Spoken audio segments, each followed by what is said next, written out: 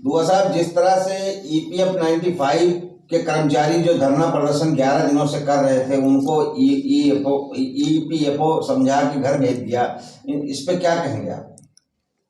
देखिए, सरकार जो है इस बात पे गंभीर नहीं है। जर्नलिस्ट महोदय, आप तमाम लोगों के चैनल को अभिनंदन करते हुए मैं कहना चाहूँगा सरकार से कि जो ईपीएफ उनके ही पैसे हैं, पेंशन का पैसा, अपना पैसा मांग रहे हैं। जो लोगों को सहारा नहीं मिलता, घरों में आज जो है वृद्धाश्रम बनाया जा रहा है, उनको भेजा जा रहा है, क्योंकि घरों के अंदर आज हमारे जो नौजवान हैं वो बुजुर्गों की सम्मान नहीं देता, और उनका एक ही आसरा है, वो है पेंशन, और उनका ही पैसा है। आप उन्हें देने में आनाकानी कर रहे हैं। आप उस पे जो है कहते हैं कि हम रिपोर्ट बनाएंगे, हम उसकी जांच करेंगे, हम आपसे बात करेंगे। हमारे कमांडर अशोक रावत जी लगातार धरना प्रदर्शन किया, आवाज़ दिया, दुनिया भर के मेमोरेंडम दिया, आप कुछ नहीं दे रहे। एक तरफ भारत रत्न आप रेवड़ी की तरह बांट रहे, सम्मान आप रेवड़ी की तरह किसी को दे दो, और जिसका हिस्सा है, जिसका पैसा है, जो अपने हक और हकूक़ की बात कर रहा है, जिससे उसकी जीवन चर्चा चलना है, वही आपका सही माने में वोट देता है, वही आपका एजेंट बनता है, वही आपके लिए काम करता है, और उनके पेंशन आप नहीं देते तो कहीं ना कहीं आप दो धारी तलवार की तरह आप भेदभाव कर रहे हैं। और अगर ये पेंशनधारी जो करोड़ों में है भारत के अंदर, मैं एक दो नहीं है, करोड़ों में है, ईपीएस का और ईपीएफओ है, ये सारे लोग अगर मिल जाते हैं तो ये करोड़ों की संख्या में है, और इनकी जो मांग जायज है उन्हें सरकार नहीं सुनेगा तो कौन सुनेगा?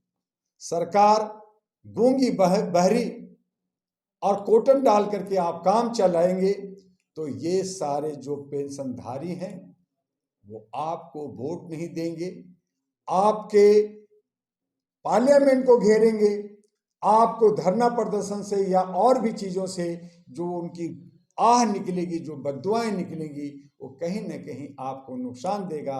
इसलिए मैं आपकी चैनल से चाहता हूं कि सरकार इस पर तत्काल बात करे और उसका समाधान निकाल करके उनकी जितनी पेंशन बनती है, उनका हक है, अधिकार है, उनका पैसा है, उनको मिलना चाहिए। और इसके लिए डॉक्टर एमयू दुआ जो मानवाधिकार के लिए काम करता है देश और विदेश में, वो इसकी मांग करता है। सर, उनको अभी जो है क्या नाम बृहस्पतिवार को बुलाया गया है कि उनसे बात होगी, उनके प्रपोजल आप बना के लाओ, उस दिशा में क्या करेंगे? देखिए जर्नलिस्ट महोदय, सरकार कहती है अभी हम बात करेंगे, आप मेमोरेंडम दीजिए, हम आप पे सोचेंगे, और फिर उसको ठंडे बस्ते में डाल दिया जाता है, उन पे एक्शन नहीं लिया जाता, तो ये तो गलत है। उसमें हमारे बुजुर्ग लोग जो पेंशनधारी हैं वो ठंड में मर जाएंगे, उनकी ज़रूरत है, वो 1500 रुपये से कैसे कैसे ले इधर से उधर से ले करके आप थोड़ा बहुत दे देते हैं, बाकी नहीं मिलता, तो उनका जिम्मेदारी सरकार पे आता है।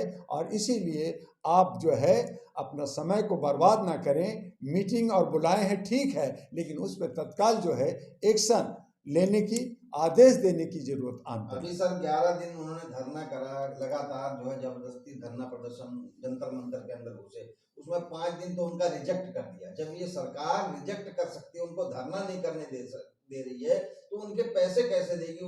उस दिशा में आप क्या? जर्नलिस्ट महोदय, पहली बात है कि जंतर मंतर एक धरना स्थल है, हर आदमी अपनी वहाँ पे आवाज़ उठाता है, और उसके लिए ये जो पुलिस डिपार्टमेंट कहती है कि परमिशन लो, परमिशन का कुछ नहीं होता। हाँ, इन्फॉर्म करना होता है कि हमें अगर कहीं वहाँ पे हादसा कुछ होता है, मारामारी होता है, पत्थरबाजी होता है, तो पुलिस को बताना होता है। लेकिन इन लोगों ने अपनी तरह से कानून चला लिया है कि आपको परमिशन लेना होगा तब बैठने देंगे। तो भाई, जनता जनार्दन है, वो जब आवाज़ नहीं उठाएगा और उसको भी आप रिजेक्ट करेंगे, आप उसको रोकेंगे, तो आप जनतंत्र का, लोकतंत्र की हत्या कर रहे हैं, संविधान की हत्या कर रहे हैं। हमारे पास थोड़ी सी जगह जहाँ बैठ के बात करना है, वहाँ भी धारा 144 लागू करेंगे, और जो सरकार के जनप्रतिनिधि हैं, लीडर्स हैं, उनको आकर करके जो आंदोलन करते हैं, जो जंतर मंतर बैठते हैं, उनसे आके बात करना चाहिए और समस्या का समाधान निकालना चाहिए। वो नहीं करते तो इस तरह से हमारा ये लोकतंत्र की हत्या होती है और हमारा थू विदेश में भी होता है।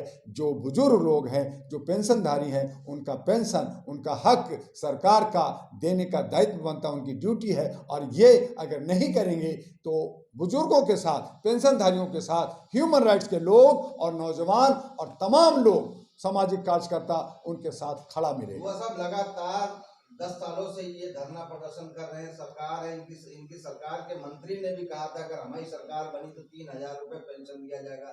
जिस तरह से ये बढ़ चढ़ के प्राण प्रतिष्ठा सरकार बनाने में करते हैं, इन बुजुर्गों के प्रति इनका क्या मतलब?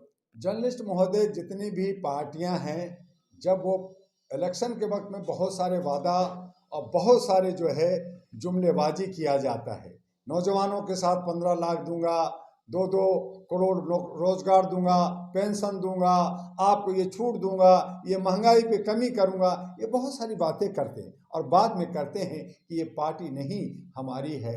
और आज कहाँ है बीजेपी? कोई पार्टी है क्या? वहाँ पे मोदी है तो मुमकिन है। आप कांग्रेस कहते हैं, कांग्रेस कोई पार्टी है क्या? वहाँ पे सोनिया और राहुल है तो पार्टी है। अगर आप कहते हैं समाजवादी पार्टी, तो समाजवादी कहाँ दिखता है? वहाँ अखिलेश है तो पार्टी है।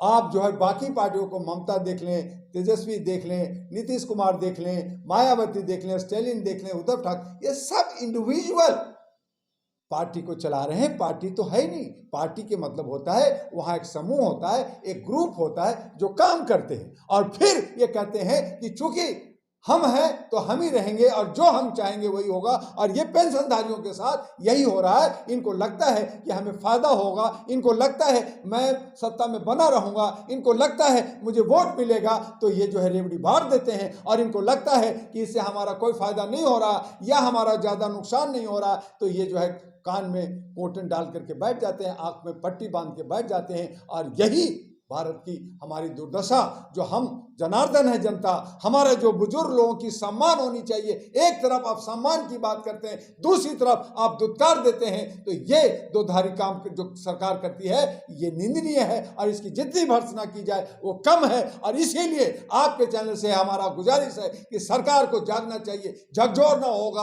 और इसका जो लोग इसमें मौत हो जाता है या उनकी खामियां होती है या उनकी कमियां होती हैं, उसका सबका दायित्व और सबकी बददुआ सरकार पे पड़ेगी। उससे बचना चाहिए सरकार को।